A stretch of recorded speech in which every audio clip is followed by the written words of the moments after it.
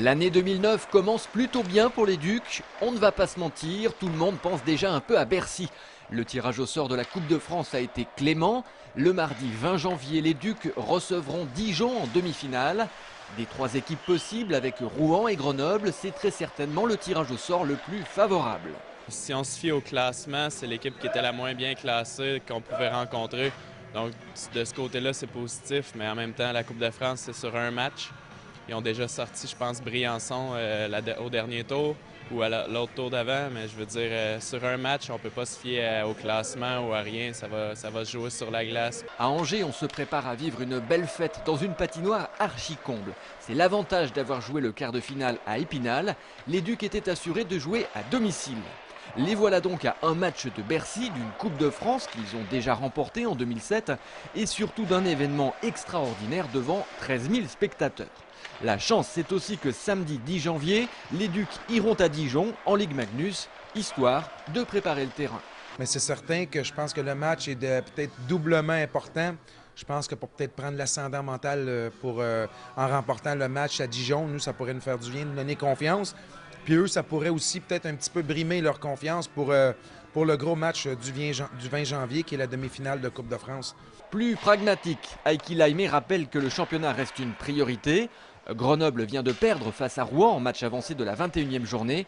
Résultat, les Ducs recollent au trio de tête. Nous sommes 3 points de troisième place. Et le 5e, ils ont 4 points derrière nous.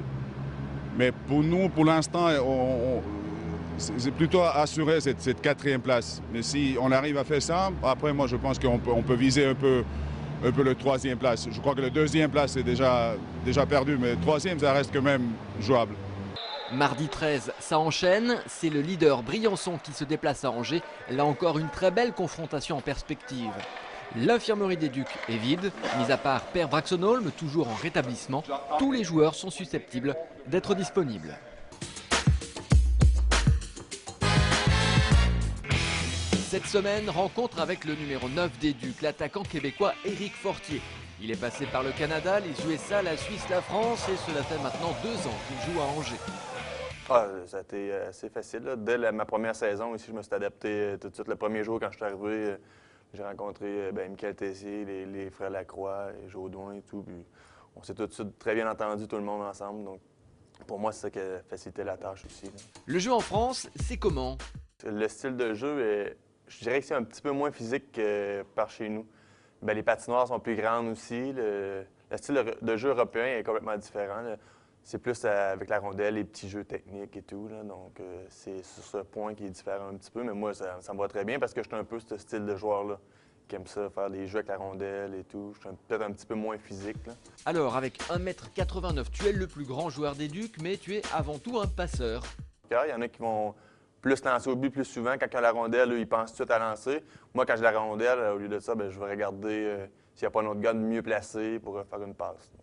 C'est quoi ton meilleur souvenir dans ta carrière? Ma première saison ici en France, quand je suis allé à Rouen, c'était une très bonne saison. Il n'y avait pas aucune défaite dans la saison régulière et dans les playoffs. Donc, c'est une saison qui ne se reproduira sûrement jamais, là.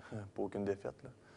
Mais c'est une saison incroyable. J'avais jamais vécu ça avant et je pense pas le revivre non plus un jour. Là. Ben, j'espère le revivre, mais ça va être difficile.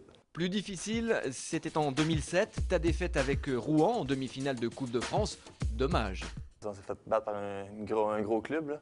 On s'est fait battre par Angers. Donc, la première saison, quand je suis arrivé ici l'an passé, c'était toujours des petites blagues par rapport à ça. Là. Tu te souviens-tu du match quand on vous a battu ici? Là? Éric, je disais tout à l'heure que tu es le plus grand joueur des Ducs. Tu choses du combien? Des 12. Ben, des 12, ici, je sais pas c'est quoi en centimètres. Ça fait au moins du 46. Mais le truc marrant, c'est que tu portes des tout petits gants.